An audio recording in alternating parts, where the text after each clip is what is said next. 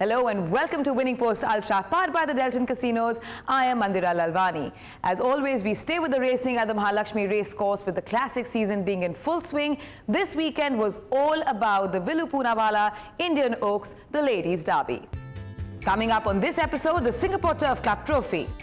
We get up and close with Dr. Cyrus Poonawalla, and Khushbu Dhanji Boy talks about his horse Sergeant at Arms before the Derby. First up on this episode is our special segment called Horse Talk, which is a roundup of all the news from the horse racing world. This time we have the Singapore Turf Club Trophy and we have the Gool S Poonawalla Million. The Singapore Turf Club Trophy had 9 maiden horses to race over 1,000 metres, but unfortunately the race was marred by a tragic flow of events at the gates. Dirty Purty's distress was fatal and a chain reaction followed as 3 other horses, Gallant Knight, Rincon and Arkshine, were all withdrawn at the gates.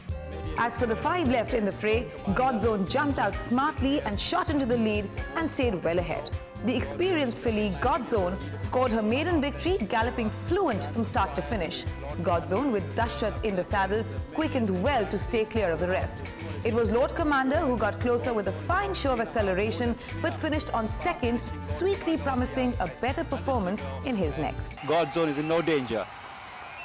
Godzone wins it by about 2.5 lengths from the Lord Commander, finishing up second, Dance of Fire third, and there is the Median and Chansey as the race past the finish.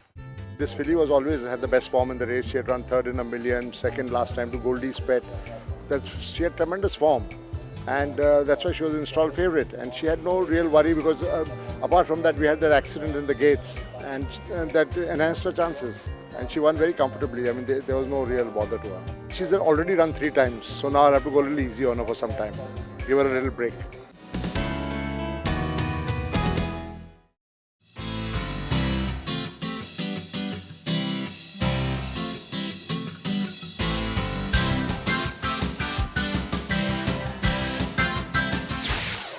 I don't remember the exact year, but must be 3 or 4 years ago, when I used to keep going to Singapore, and we went to the races there once, and we were having lunch with the CEO, and we came across the idea that why not go a step forward and have races at each other's centres. And I think it went off very well. We have been doing this Reciprocal races now for 3 or 4 years, and we added on one in Ireland, which was the first time. So the countries of the attendants at each other's race courses understand the other clubs, and it's a good way as a small beginning for a partnership. Well, that's very interesting. And Mr. Donald, how do you see this developing? I think it's good for both sides to get together. It's an opportunity to discuss. It's amazing how many issues we have in common, and we can discuss those issues. And then there's certain things which are specific to each of our different markets that we have to deal with. But there's a lot of things that we can discuss that's in common. And also, I think, which is important, it builds that bond between the 2 clubs, and that just helps it grow. So it is not far between our 2 cities. So for people to come from Singapore to Mumbai, it's a wonderful experience, and I'll certainly become a great advocate for Mumbai when I go back to Singapore, and vice versa. So hopefully we can get a lot of people coming from your race club and enjoying our race club. Well, subject to the licensing and visa rules, yes. But what I'm really interested in with time is that we take the betting on each other's race courses. Unfortunately, there are a lot of regulatory issues in India to allow downlinking of racing in Singapore. The timings would work beautifully. So once we get over that hurdle, I think the inter-country betting would be a first if we can do that. Singapore is a very hard-working nation, so we go all year round. So we have a couple of weeks off at the end of the year, but basically we race through the year. We do have a lot of inclement weather, but we've set the track up so that we can, when we do have it, they tend to be pretty short storms, so we can get back to the racing pretty quickly. So we are all year round, and that doesn't give us much opportunity to breathe and to go and have sessions like this, but it is something that keeps the attention of our attendees at our club pretty focused on week to week. So we're very similar. We're Friday and Sunday, and Fridays and night, Sunday. So there's so much in common between the two clubs. And if there was an opportunity for us to commingle our racing via telecast, we would like to progress that as well. The ladies have always held a special place in horse racing across the world, and it's only natural that the Royal Western India Turf Club, Mahalakshmi, extended this courtesy to those ladies that chose to grace its beautiful heritage venue, spread over a sprawling 220 acres, to watch a derby that is a ladies only. To start off with, it was the Gool S Poonawalla Million, a Grade 3 race for horses that are 3 years old, over 1,200 meters. There were 11 horses on the card. Ruffina, trained by Dallas Todiwala, was an impressive debut winner in the Alla Rakha Gold Trophy. Here she was to rise in class over the same trip with David Allen in the saddle. From Imtiaz Seth's yard was Summer Race, who was also coming into this race on the back of a win in the HDFC Ergo Trophy on the 4th of December and had the services of S. Erwan in the saddle. Elise, trained by SK Sundarji, who was third in the white metal plate, would be looking to improve on that performance with NS Parmar riding her. Very close behind there's Wise Child on the outside. Ruffina towards the inside race being switched out as they straighten up for home. 400 to go. Gold S is now being challenged on the outside by Summer Race. Ruffina also coming with a nice run on the outside, and these two have pulled away. In fact, it's Ruffina on the outside who's traveling nicely from Summer Race towards the inside race. 250 meters more to run, and Ruffina is stretching out nicely indeed.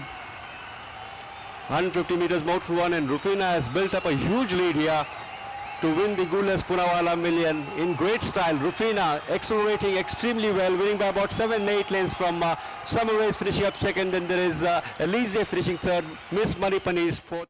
I think she won rather comfortably. We told the jockey that Dallas's other filly would be in front because she's faster off the gates, to settle her in second, third or fourth position and then take it as it goes. And she surprised all of us. She really won more comfortably. We gave her a wonderful ride.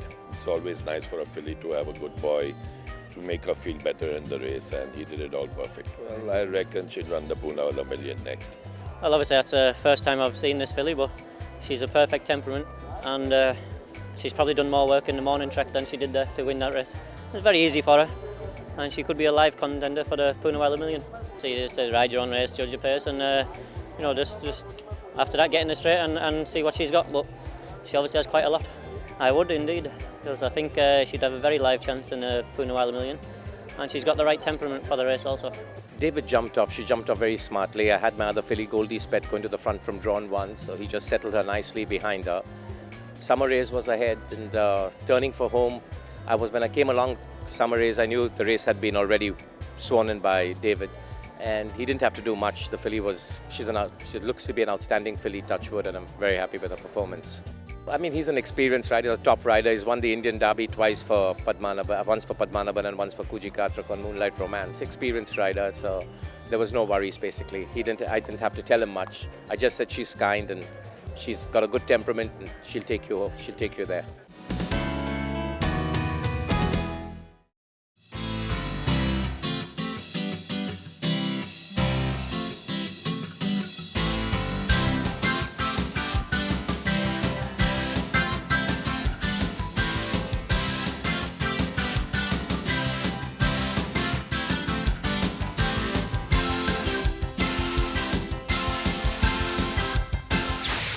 Time now for a short break here on Winning Post Ultra. When we come back, we catch up with Dr. Cyrus Poonawalla, one of the biggest legends from the world of Indian racing.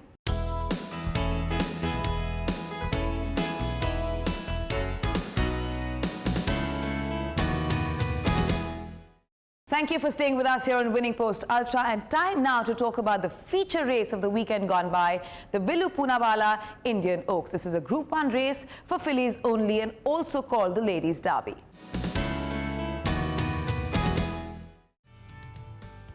Mrs. Villoo Cyrus Poonawalla was a passionate horse rider and a great racing enthusiast. She was also passionate about breeding horses. In fact, she was the main driving force behind her husband Dr. Cyrus S. Poonawalla to own and race horses. She owned many herself during her lifetime, and several of those went on to win classics. In the racing fraternity, she's fondly remembered by many professionals who interacted with her. A very friendly person by nature and generous to a fault, she enjoyed life to the fullest and was always there to help the needy. And it is her after whom the Indian Oaks is named. This year's renewal of the Villoo Poonawalla Indian Oaks attracted a field of 9 fillies, of which 5 appear to have a realistic chance to add their name to the roll of honour for the Ladies' Derby. In the parade ring, both Mrs. Patmore, the 1000 guineas winner, and Temerity, trained by Pacey Shroff, got the eye on their paddock looks, with Winter Renaissance trained by Imtiaz Seth, the other one who looked well. The Kolkata 1000 guineas and Oaks heroine, the well-travelled Silver Beauty from Malesh Narredu's yard, also had her supporters in the field. And away they go for the Villoo Poonawalla Indian Oaks. Quite a fair start this is by all the runners. Asteros making a quick forward move, so is Silver Beauty as a head turn for home. Round the turn and into the straight, Buktik from Phnom first. Mrs. Patmore is moving up very impressively in the centre. Temerity is the one showing plenty of speed on the outside, and there's Asteros making a forward move. On the far side is Silver Beauty. It's a ding-dong battle between Temerity and Mrs. Patmore. It's Temerity from Mrs. Patmore. Temerity lead by a neck from Mrs. Patmore. Silver Beauty is charging into third, but Temerity now kicks away from Mrs. Patmore. After that is Silver Beauty, but Temerity in the Villoo Poonawalla Indian Oaks from Mrs. Patmore. After that is Silver Beauty, Winter Renaissance. Then there's Mekong Delta, Asteros. Last time, of course, there was a mishap, as you know. She got stuck in the gates and all. So we were much more confident, except we had a doubt about her temperament. And the jockey rode the copybook race. He was told to really wait up to the 400 marker, and then she accelerated. She has shown a lot of class, lot of stamina. She was the best, highest rated filly in the field, and I think she has really lived up to the reputation. So we are simply delighted. Though in the end, she won very comfortably. It was closer than what the verdict suggests. She will obviously run in the Derby, but that's a different day. Well, he rode exactly as he was told to. He was told to be the last to challenge. He had to challenge a little bit earlier because she was going well. I think he rode a copybook race. But that was the test whether she would really get the trip, and when she quickened away, it proved that she stays all the full 1.5 miles. We'll just see how she comes out of this, and then we'll take it further. It was a lovely race. Both my jockeys, I thought, rode really good races. The horses performed well. Can't ask for more. They're both experienced riders. There's really nothing to tell them. They've been working these horses. They've been going around well. So I didn't say anything to them. It's racing. We've seen many go down and many win. So, part of the game. I'm just thrilled we won, and coming into the straight we were 1 and 2. So I was just thrilled with the results. I was on a good horse. She did everything. Like I was just had to guide her. Like put my head in front. She's a bit temperamental. We just had to keep her calm down. Need to make a bit relaxed. That was the key to it. I know Miss Patmore. I felt like she was the light red to everyone.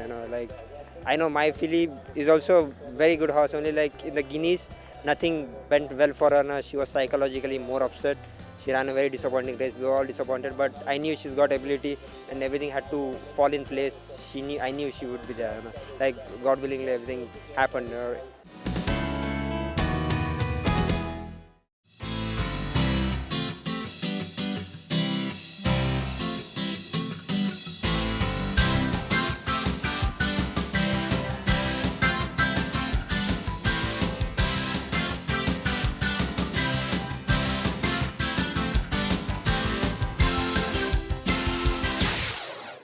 Villoo Poonawalla Oaks had no participation of the Poonawalla farms. The only takeaway from that race was that the winner fell in the 1000 guineas and ran poorly. And I've been harping on this subject for all the officials of the race courses. So once a horse falls, must be withdrawn. And Tempty was the favourite, and she unnecessarily cost the punters loss of money for no rhyme or reason. So it should be a rule that if a horse falls yes, very much so. I passed it when I was chairman. I've got it redone again. The starter should take more serious note of it, whether it's a classic or ordinary race, because the punter's money goes down that way. Absolutely. And what do the memories bring back to you? You named a race after Mrs. Villoo Poonawalla. She was very dear to you and a partner for life. Obviously, as the obituary goes, she was more passionately in love of horse races and riding than I was. For certain, I met her on a horseback, and we're going to continue sponsoring this race till at least both myself and my son are alive. And sir, you had a wonderful day yourself personally. Two of your horses came out and won very well. And the first one, especially Ruffina, she nearly clipped the existing record. Well, she would have broken the record had he stretched her a little more, but these English boys know how to preserve a horse, and he rode a very, very good race. I think she'd be very close in the Poonawalla Breeders' Multi-Million. That will be over another furlong more to go. Yes, but I'm sure Excellent Art will take her that trip easily. And what about Lady in Reds? Lady in Red had not finished so well last time out, she was third, and now she's shown tremendous improvement. It's obviously again the gentle handling of David Allen, and made all the difference completely, because she took some of us at least by surprise. She's very well bred, but I'm happy that at least she won. We're going to slip into a quick break here on the Winning Post Ultra, but when we return, we catch up with Khushru Dhanji Boy and get to know his thoughts on Sergeant at Arms and Mrs. Patmore before the Indian Derby. Stay with us.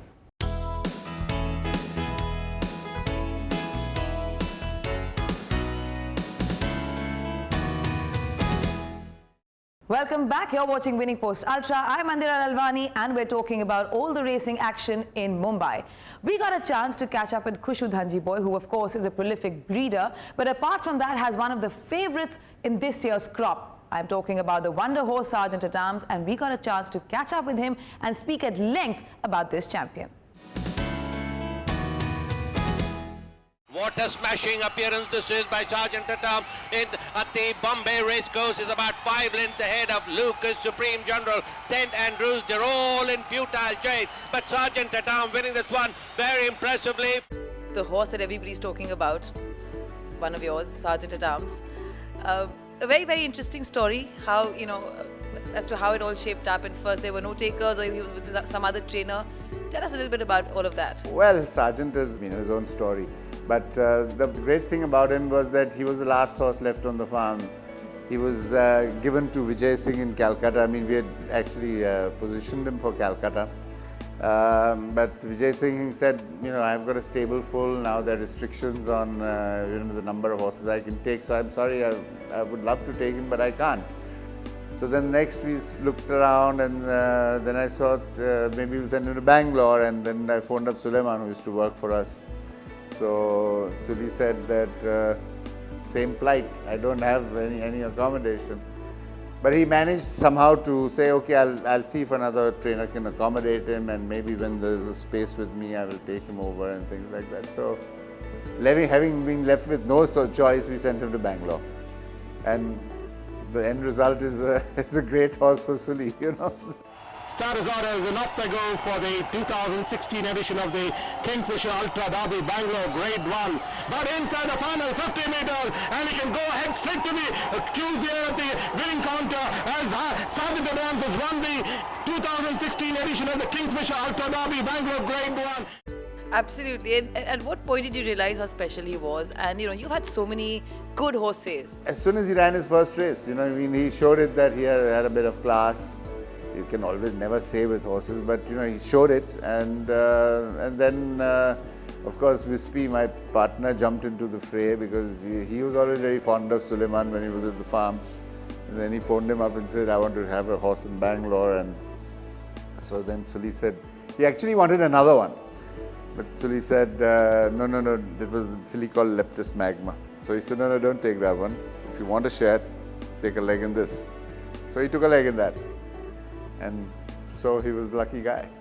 Totally, and he's ecstatic about it, right? Now, as far as Sergeant at Arms is concerned, he's doing well. He sadly got beat in the Mysore Derby, but then that happens, and probably to a good filly, so you can't say. I think basically this family really doesn't stay the mile and a half, or maybe the best distance I would say is between the mile to mile and a quarter. Not that he lost by much. There are various factors, when you travel a horse, some horses don't travel well, some horses travel well. He, I think, did not travel that well. When a change of environment comes to some horses, they do well. Like we had a horse, which ran the Hyderabad Guineas, and he lost 20 kilos in weight by the time he went from here to Hyderabad. Now, how do you deal with that? Similar thing happened to this. I mean, he won the Hyderabad 2000, but by that much. So, these things keep happening when you travel horses. Some travel beautifully and, there's no hassle at all, and some don't. And I think he did not travel well. At least in his second outing, his disposition was bad. He was trying to bite the horse in the next stall. Something was irritating him, So this can happen. He's come to Bombay. He's as good as gold. He's now weighing, 25 kilos more than what he weighed when he ran in Bangalore. And I don't know, Bombay, I think, suits him well, As far as his crop is concerned, Sergeant at Arms, which according to you are the top horses in this crop and the horses to watch out for the Derby? We have a filly which we think will stay the Derby trip, Mrs. Patmore. From Hall of Famer on the far side, Mrs. Patmore from Hall of Famer. Mrs. Patmore gets it from Hall of Famer. She's the one to look out for. She's a very well-bred filly. She's by Holy Roman Emperor, same horses, Be Safe. Of course, Holy Roman also has a bit of a doubt in the pedigree of in his pedigree, but then she comes from a family which stays 2 miles. So, for female family, it's got classic cliche winner, the Ascot Gold Cup, and all that sort of background. So she's one that could spark a big surprise. It's no secret that horse racing is a very precise sport, whether it's the science of it, whether it's the athletics of it, or the nutrition of it. Have a look.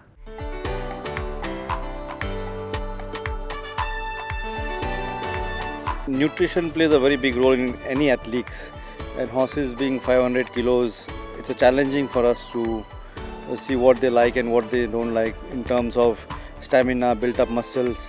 Today's time there are good quality feed is coming. We have a good Australian oats comes, which the club provides, is really good, and we have high gain which comes from Australia. We have Himalayan feed which is comparable to any of the best imported feed. So as I said, there are a lot of, and red mill, of course, red mill from Ireland, and there are few more. It's all depends on the trainer what the horse is like and decide what they're enjoying it. It's like a baby you're feeding, and you have to see that they eat it and they are healthy and giving their best out of it. Every trainer decides what the horse likes, and then accordingly they do the programming of feeding and plus the work accordingly. That's the trainer's job to take care of, you don't need to be put on too much weight, I don't need to be too lean also. So the feed is decided accordingly. And as I said, there are a lot of supplements which comes with the feed, which is very, very important in today's competition.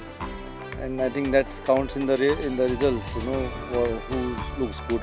If you see the horse, there are punters, like they will see the horse looking good and go and back.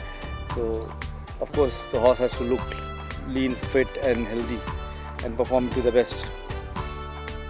The feed is done twice, once in the morning and once in the evening. But there are certain horses which we give, some horses which are very poor eater. There are little fussy horses which they don't like to eat their feed. So we try and split the feed in early morning and then again later morning and then afternoon and then evening. So depending horse to horse, the normal way of doing over here in India, feeding is twice a day. But as every trainer has their own way of doing it. I do some horses a little early in the morning when they get up at 4:30, 5 o'clock, one feed has been given just to munch in the morning before they go to work, and later again after 10 o'clock, something like that, and evening feed, yes. And that's all we have time for on this episode of The Winning Post. Hope you've enjoyed it. If you've missed anything at all, you can always catch it on our YouTube channel. Remember to follow us on Twitter as well for our tips. And goodbye till we see you next time. May the horse be with you.